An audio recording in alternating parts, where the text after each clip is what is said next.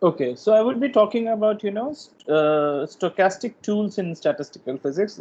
Rather, what I have in my mind is like, their applications to non-equilibrium statistical physics.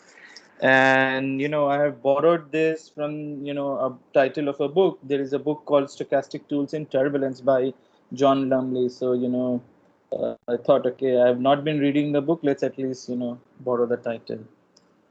So there are very standard references here, like Ng Van Kampen, stochastic processes in physics and chemistry, and you would see that I would be following this book very closely for the this part of the course. But you don't have to go and read this book. I mean, most of the important stuff are in the slides, and I have already provided some lecture notes. Okay, and then if you want, there's another book which makes derives from many other books, is like non-equilibrium statistical physics by Noel Potier. And then of course there is a book by V Balakrishnan, which is Elements of Non-Equilibrium Statistical Mechanics. It's very, I mean, last one is very affordable, and the first one is something like 1,000 rupees or so, or no, or more. I think it's quite expensive, I guess. Yeah.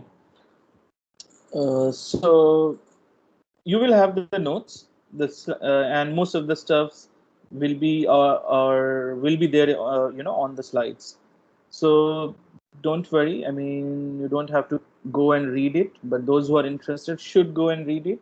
And there are lots of exercises there.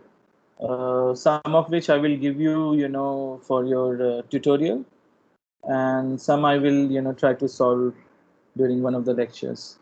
Okay, so let's review some notions of probability theory, and rather let's take a casual walk, what I call, through basic concepts.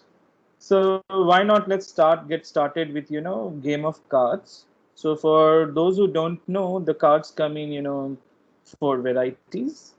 Club, heart, spade, and diamond, and there are 52 of these cards. And why I'm showing you this picture, because I'm myself very horrible at this. Like, I even don't know how to play a card, but of course, being a theory guy, I can always use it for my problem. So are you all familiar with the concepts of marginal probability, conditional probability? And I guess so, right? If I assume so. Yes, sir. The basics of it. The basics of it, you're saying. Okay. So I will not define these things in great detail, but I will keep on complicating this in subsequent slides. And as I've already told you, the lecture is going to be very dry, but I think you will appreciate it, later on in subsequent lectures.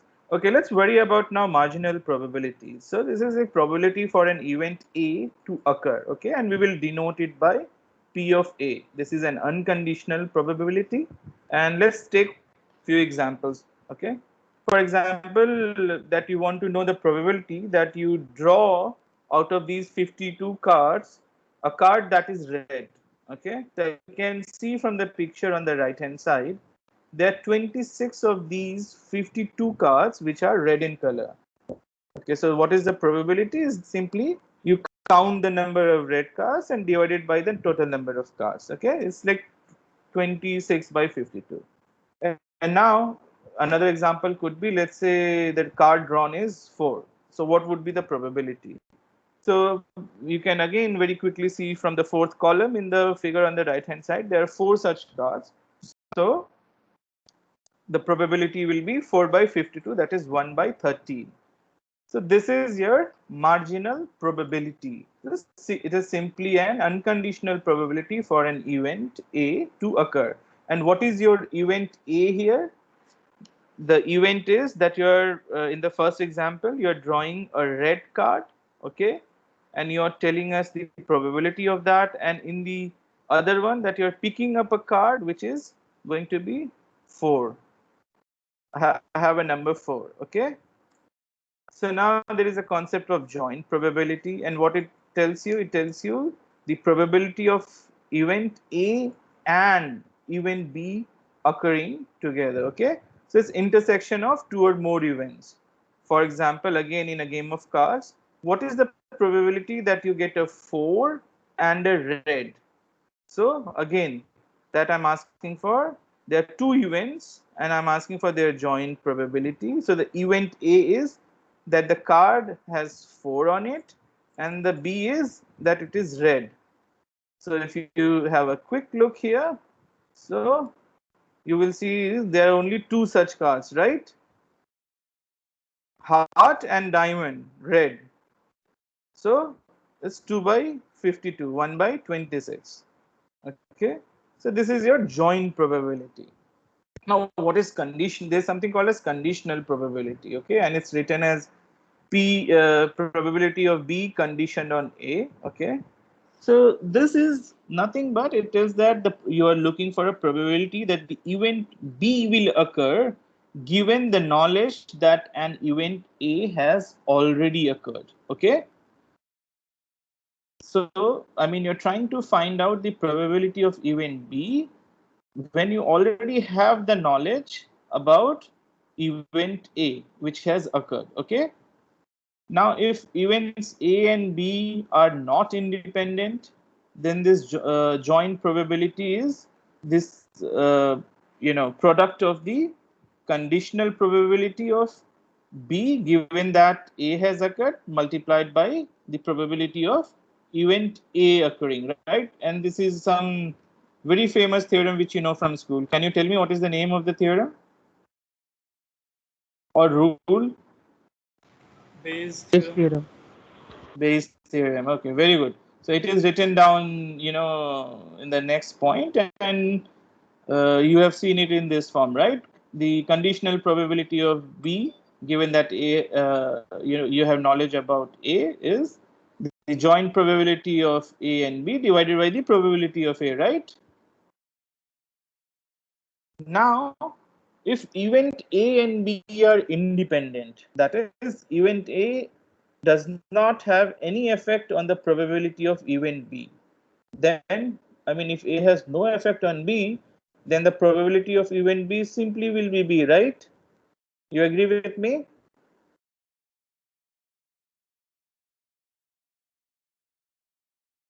Yes or no? Yes, sir. Yes, sir. Okay, very good. So this was, a very quick recall, and I think now you would have this in your head. So now let's move on.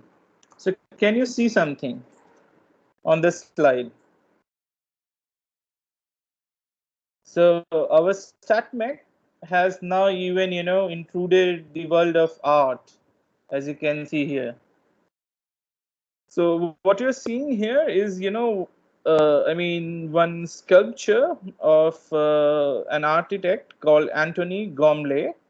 So this sculpture is like located. Is called he has called it quantum cloud. I mean there is a history to it, and you are invited to go and read about it. So this sculpture is situated near the entertainment district of London called the O2. And what is it? I mean, it's like, this sculpture is like roughly 30 meters high, and it is constructed from a collection of tetrahedral units made from, 1.5-meter long sections of steel. And, the part that interests me and will interest you that the steel sections were arranged using a computer model with random walk algorithm. Okay, and starting from points on the surface of an enlarged figure based on Gomless body that forms a residual outline at the center of the sculpture. In the last lecture, before that, I think I showed you a simple MATLAB code where I was trying to do a 2D random walk, and I think one of you guys even very quickly wrote down a 1D random walk code and showed some result. So see, I mean, your StatMech ideas are being put into sculpture in art. So I just thought, okay, I will share with you. So now, okay, so we took a casual walk earlier. Now let's get more formal, and we have been using the word random, random number, random variable, stochastic dynamics. So what do we mean by that? Like, what is a random variable or a stochastic variable? Okay, what do we mean by it? How do we define it? This is what we will answer now and build an entire mathematical, entire set of mathematical tools on it. Okay, so a random variable or a stochastic variable is an object X, and it is defined by it requires two things.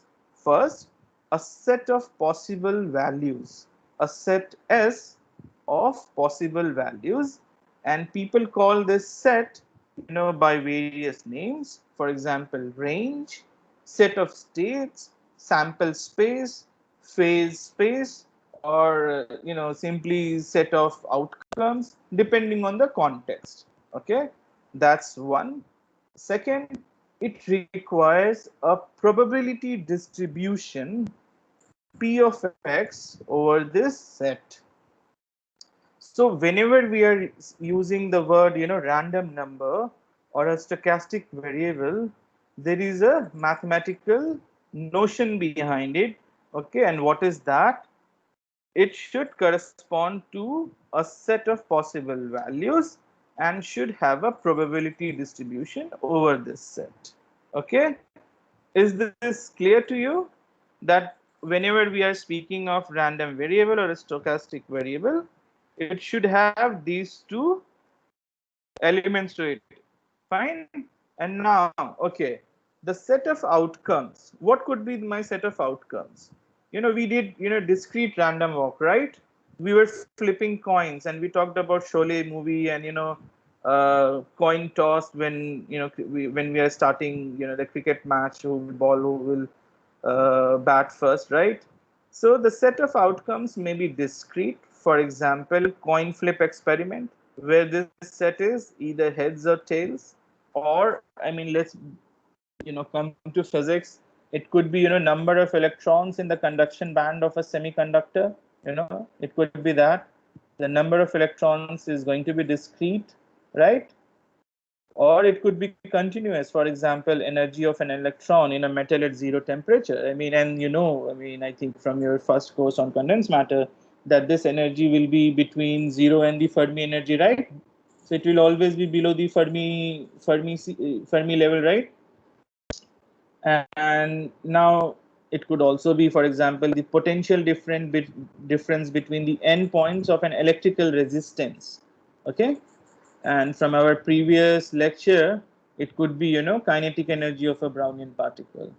So the set of outcomes may be discrete, it could be continuous, and it can be partly discrete and partly continuous. And I think you're already familiar of such a situation.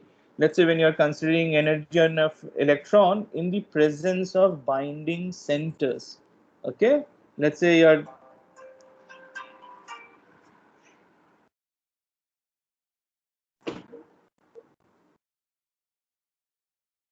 okay, and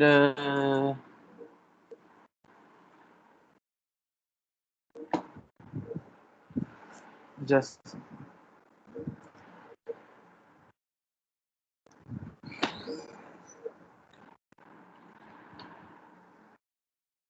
so now, so far we were talking about random variable that was one dimensional. Okay, all these that we discussed were one dimensional, but it can so happen that this set of outcomes may be multi-dimensional. For example, velocity components of air molecules, right? Ux, Uy, Uz, and they can range between minus infinity and plus infinity. Or it could be collection of all numbers of molecules in various components in a reacting mixture. In the last lecture, I had given a similar example, right? When I was talking about what you know Brownian motion in an abstract form, where the Brownian particle is not a real particle but some other entity that can be modeled as a Brownian particle, right? You remember? And then it could also be the number of electrons trapped in various species of impurities in a semiconductor. I'm saying various species of impurities in semiconductor. So that makes it multidimensional. Okay. So my random variable could have only one component or could be, multidimensional, and it will have the these this set of possible values or outcomes based on a set which is either one dimensional or multidimensional.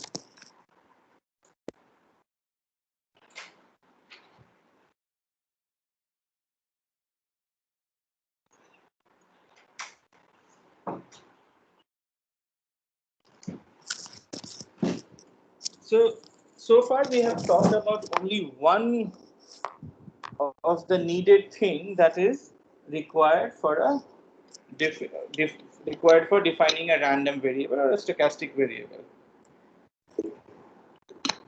There is a second requirement, that it must have a probability distribution, right? Okay, let's come to it.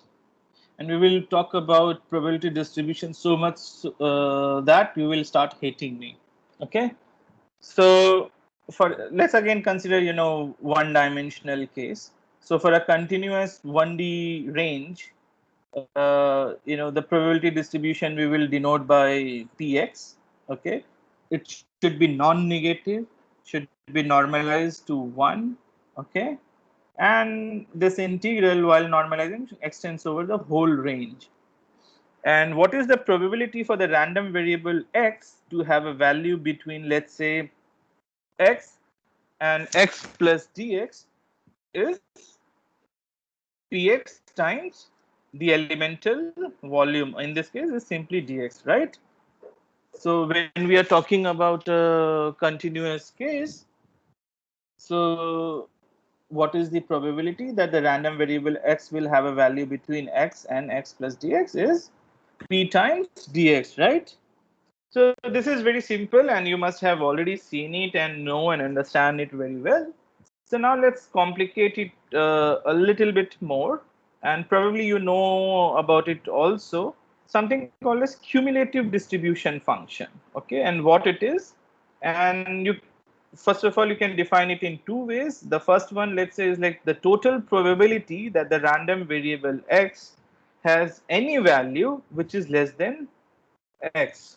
Okay, and it is defined here. Let's say you integrate your usual probability distribution from minus infinity to x. So then you get the cumulative distribution function. Similarly, you can define total probability that the random variable capital X has any value which is always greater than or equal to the value x, and you can define it from x, by integrating the probability distribution from x to infinity. And the way these two, distribution functions are defined, these two cumulative distribution functions are defined, it is always either monotonically increasing or a decreasing function of x. For example, in the first case, the c minus infinity is 0. I mean, it is very obvious, right, from the very definition. And it saturates to 1 at infinity. And within brackets, I have indicated the, limits for the other one. Now, what is the relation between, let's say, probability distribution and this cumulative distribution? It's very simple, as you can see from the formula, that the cumulative probability distribution is simply the derivative of the cumulative distribution with respect to x. Now, can anyone tell me? I mean, see, for the cumulative distribution, we have limits, right? Are there any limits for the probability distribution p, or it's unbounded? Anyone? It's unbounded. It's unbounded. Anyone else? Any guess? So, I have one question. You have used the same symbol C of x for both the distribution. It is confusing in the third point. Which one is going to 1 or 0? Okay, so I mean, generally, we use either of them, so there is no confusion. But since I wanted to, tell that there are two of this kind. So if you want, you can put plus and minus on top of C or something like that. Okay. I know, I understand it's a bit confusing. Okay. So okay, so very quickly, few additional remarks on this. So the probability distribution function has dimension of inverse of x. It could be length, it could be some energy, it could be some other quantity depending upon what you're talking about. Okay.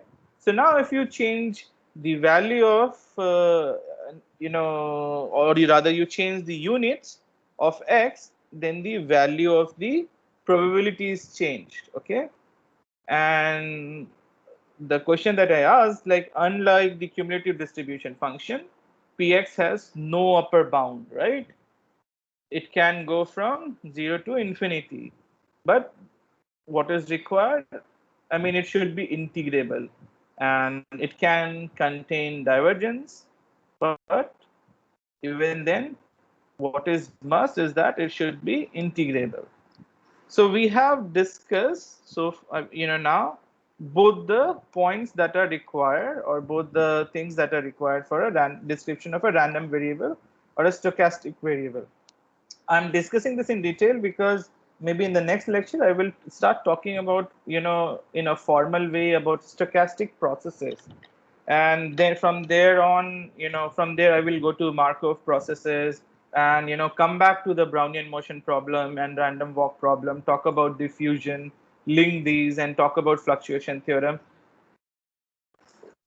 So that apart from a very qualitative and juicy discussion, physics wise, that we had in the previous lecture, of course we did some math there also, so we would be able to put the subject on a much more firmer mathematical basis. Okay. So just to summarize, the set of states S and the probability distribution Px fully define the stochastic variable. This is the takeaway point that you should keep in your head. So whenever someone says a random variable or a stochastic variable, two questions should come to your mind immediately. What is the set of states of this random variable, and what is the probability distribution for this, okay, over this set? Okay, now let's go into a little bit of more detailed maths. And once you have your random variable, you have your set of states, and you have your probability distribution. So let's say now I'm looking at a function, some function of a random variable x defined on the same state space. Okay, and we will come to this function of the random variable x in the next lecture when we will talk about stochastic processes. But for the time being, let's assume, let's generalize your usual notion of a function of some variable x to a random variable x and its function f of x. Okay, so let's say I want to know the average or expectation value of f of x. So this is, I mean, very familiar to you from quantum mechanics, right? So there, probability density, and there is a function of, some function of momentum or coordinates, and you want to know its expectation value. So it's a very similar, in a very similar setting, but it's just that now you're dealing with a stochastic variable. So its expectation value we will denote by angular bracket, what is shown here in red font, and it is nothing but simply f of x multiplied by the probability and integrated over the range or all the possible state space, the values of the state space. Okay, that's for a very generic function f. Now there's something called as moments, right? Moments of a random variable. We had very briefly discussed it while we were discussing about diffusion, right? So let's say if your f of x is x raised to the power m, okay? So then what is the average or expectation of this quantity is simply xm multiplied by px and again integrated over the whole range. So this is called the mth moment of x, and we will make a lot of use of this thing. So x, So if a function fx is given by x raised to the power m, it's called mth moment of x, and we will worry a lot about computing the averages, many related averages to this quantity. The first moment is called the mean or the average of x. The second moment, okay, is related to the variance or dispersion or the square of the standard deviation, okay, and is defined here. Okay, so let's denote our standard deviation by sigma. Then sigma square is the variance or dispersion. We will come to it. What do we mean by dispersion or variance? And it's nothing but x, and from which you subtract the mean of x and whole square and then average. Okay, now there is another concept of moment generating function. Are you guys aware of it? Have you already studied such things, or I'm simply repeating, or is something fresh for you guys? So some of us had a course on statistical physics, stats, probability and statistics. So in there we have been taught about this, but it's good to actually refresh this thing. So only some of you or all of you? No, it was not mandatory, sir. Optional course. Okay, not mandatory. Okay. So let's now talk about something called as moment generating function. And what is this moment generating function? So we have already defined what do we mean by a moment of a random variable, right? So is there a way, a method to generate these moments, okay, or to find these moments? Okay, so to do that, let's define a moment generating function in the following manner. So let's m of k be my moment generating function, okay, and it is defined as the expectation of e to the power kx. Okay, so now what you can do, you can expand this exponential and you will get what is written on the left hand side, 1 plus, and then you sum from 1 to infinity, and you immediately see that you get the nth moment divided by n factorial k to the power n. And now the question is, what is this nth moment or expectation value of the nth moment? It is nothing but nth derivative of the moment generating function at k equals to 0. That immediately gives you the nth moment. Okay, so okay, you know the moments. Now there is something called as central moments of the random variable, and there is nothing mysterious about it. It is simply the moments of its deviation, moments of the random variable, or rather its deviation from its mean, okay, is defined below. So you have I'm representing it by delta x to the power n for the nth moment, and it's nothing but the random variable. Okay, so there is a typographical error here. What should be n is written as 2 here, so I'm sorry for it. So x minus mu1 to the power n, and its expectation will give you on this the mth moment of the central deviation from the mean of the random variable. So what would be the first moment? First moment will of course be 0, right? So that's why it's called centered. And then what you immediately see, the advantage of taking this central moment is that the second moment of this quantity, that is the quantity delta x that you have defined. I mean, you can recall defining such quantities from your StatMech 1, I guess, So the immediately what you see, that the second moment of delta x is simply the variance. In the previous case, it was related to the second moment, but here if you define it the way we are defining, that is deviation from the mean, the second moment of delta x becomes variance. And by the way, what happens when the variance vanishes? So if the variance is vanishing, it means the random variable that we are talking about is a sure one. I mean, there is nothing random about it.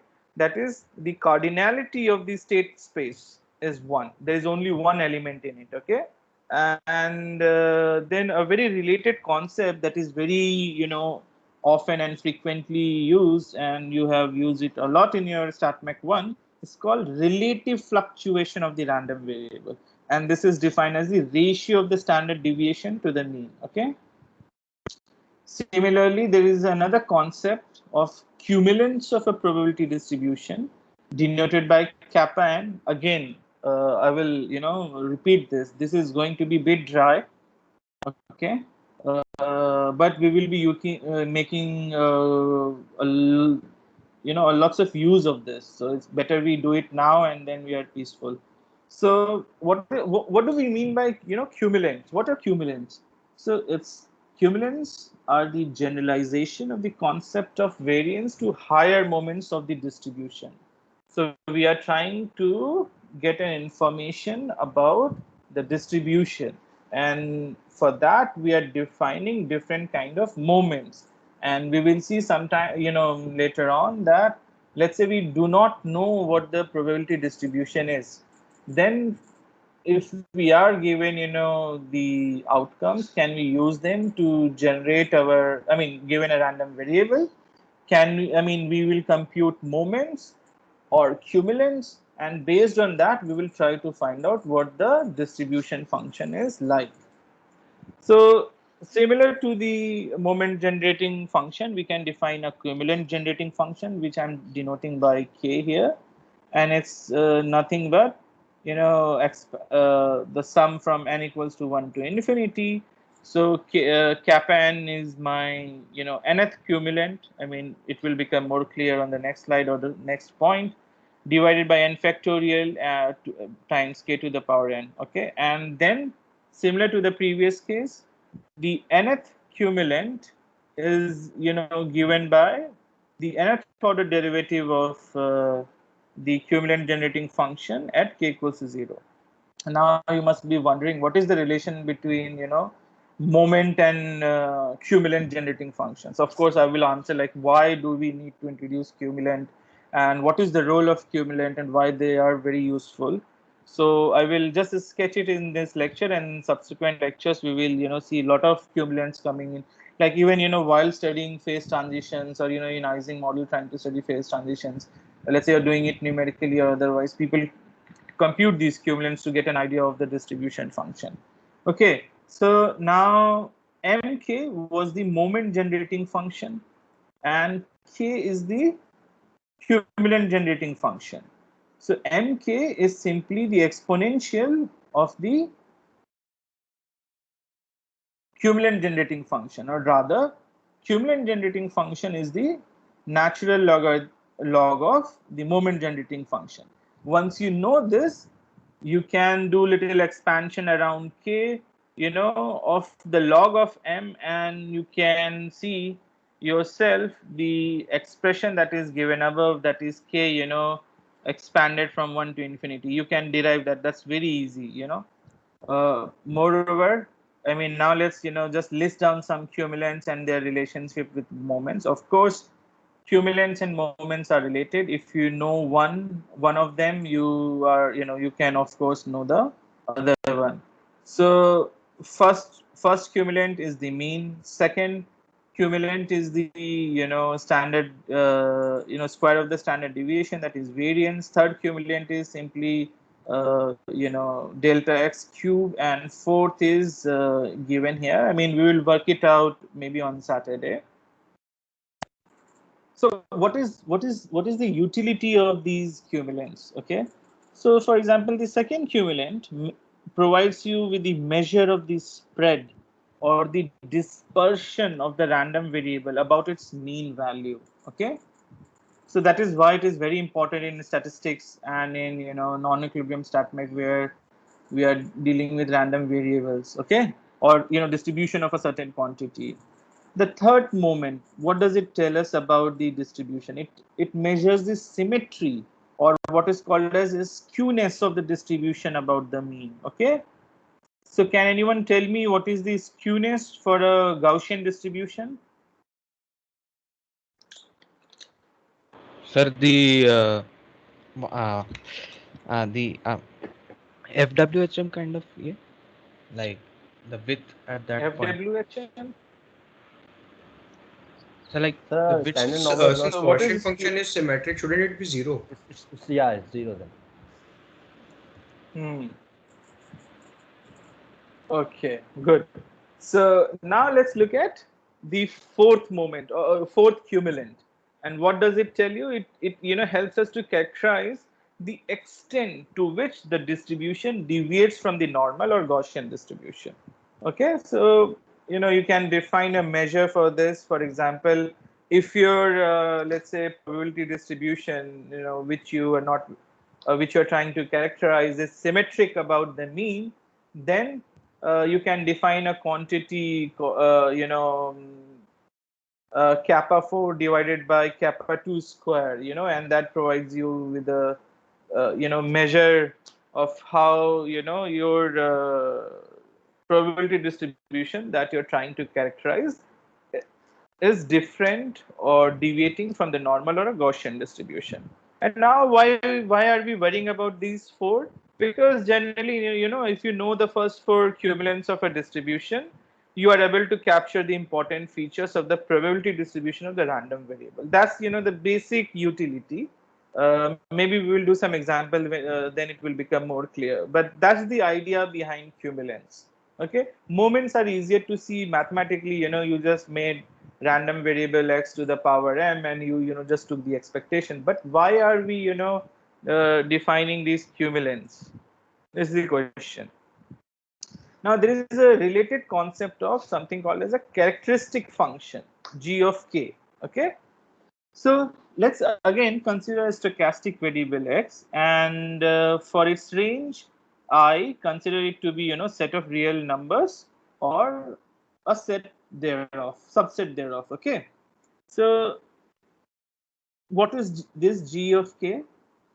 I mean, the way it is defined is simply the expectation value of e to the power minus ikx. Okay, so I have written this in red. So g of k is simply the expectation value of e to the power minus ikx. So can anyone tell? Can anyone recognize what it is? What it is looking like? I mean, this characteristic function, some very well-known thing that you have studied, in your first year or second year. Inverse mode. Hmm? The expression that is in red. The So can Fourier, you see Isn't some inverse relation mode? between g of k? the It's a Fourier, Fourier The Fourier transform of the transform. probability distribution. Right. Very good. So it's a Fourier transform of the characteristic function is the Fourier transform of the probability distribution function. Of course, it's not exactly, I mean, there are some subtleties that I'm not going into it. So those who are interested can read the book, that the very first book that I had given, as a reference. So they talk about it, why it is not exactly the Fourier transform. There are some subtleties. Okay. And you can very quick, I mean, it, of course, it exists for all values of k, and you can immediately see that z of 0 is 1. Okay, and even the second one you can verify yourself. You don't have, I don't have to verify it for you, right? And then you see that it's like, okay, there is a moment generating function m, and there's this g which is very much related to it. So there must be a relation. It's as simple as g of k is simply m of minus ik, the way it has been defined. So just look at on the right hand side of the red expression, and let me go back to the moment generating function. M of k is defined as expectation of e to the power kx, right? So they are very much related. Now, there is nothing, new information in characteristic function. It's just a convenient mathematical tool, and it contains the same information about the random variable as just its probability distribution. Because it's simply the Fourier transform of the probability distribution function. So it is not going to contain any new information. But what you see from the next point is that you can use this concept to define moment of your PDF around any point x0. It's just a mathematical trick. What you can do, you can take your characteristic function g of x and multiply it with e to the power ikx naught around x naught is the point around which you want to compute the moment. For example, if you remember, for the central moment we were trying to get the moments around the mean, right? That's how central moments were defined. Now let's say instead of the mean, I'm saying that I want the moment of my PDF around any point, any general point x0. So you can make use of this mathematical trick, and you multiply your characteristic function by e to the power I k x naught, and you can immediately see that you are getting the moment. And again, you repeat the same trick. You take the nth order derivative at k equals to 0, and you will recover the moment around x naught. And similarly, you can define the cumulative generating function as the logarithm of characteristic function. So can I take few more minutes, or you have to leave? I mean, So, so. Hmm? excuse me, sir. Sorry for interrupting. I have a doubt in the previous thing. There's a. Can you please go back to the last slide? In this one, the integral is defined on the range I. Is it different from the domain of the variable x? No, I is the range or the state space over which your variable is defined, basically. The whole range. It's not the set Right. of integers. Right. So it's the same as the x domain. The random variable. Okay. Okay. So far we have been talking about what is called as univariate distributions or distributions of only one variable, but the same concept can be generalized with very can be generalized very easily to a random variable with let's say R components. We have already talked about the fact that random variable can be have can be with only one component or can be multidimensional. So now we are talking about multidimensional random variable. So the random variable has, let's say, x components, x1, x2, xr, let's say. So can anyone quickly remind me any example of such a random variable? In the very beginning, I had given in a couple of examples. Let me see how much of you can recall or remember. So in Anyone? the two-dimensional random walk will have such a probability distribution. And from today's lecture, anything?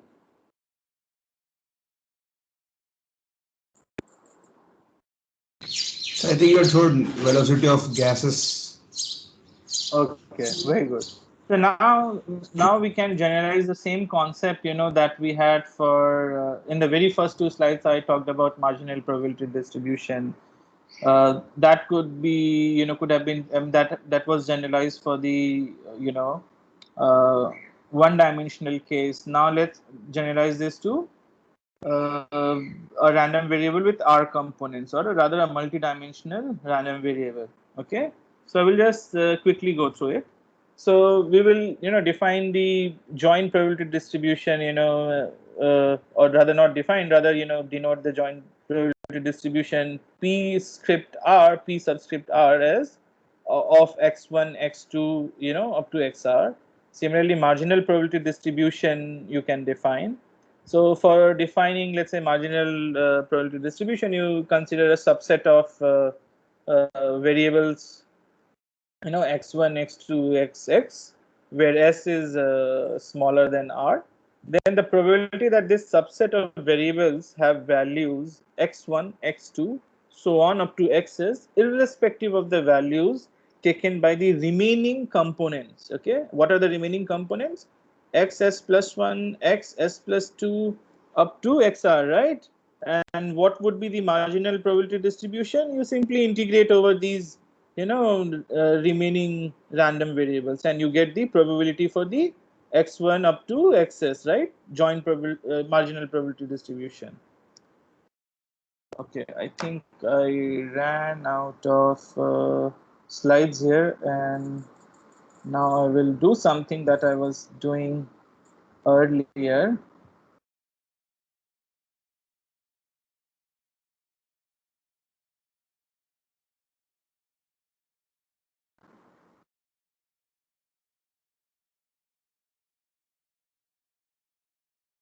Okay, no more slides.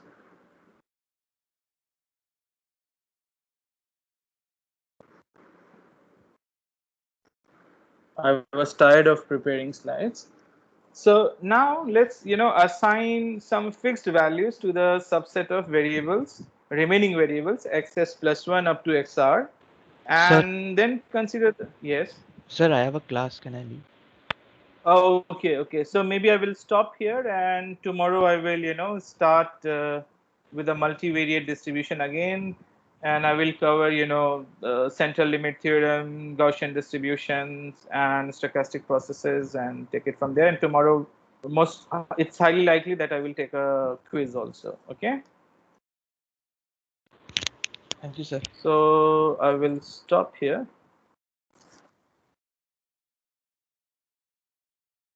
So if any one of you have any question or any concern, you can ask now.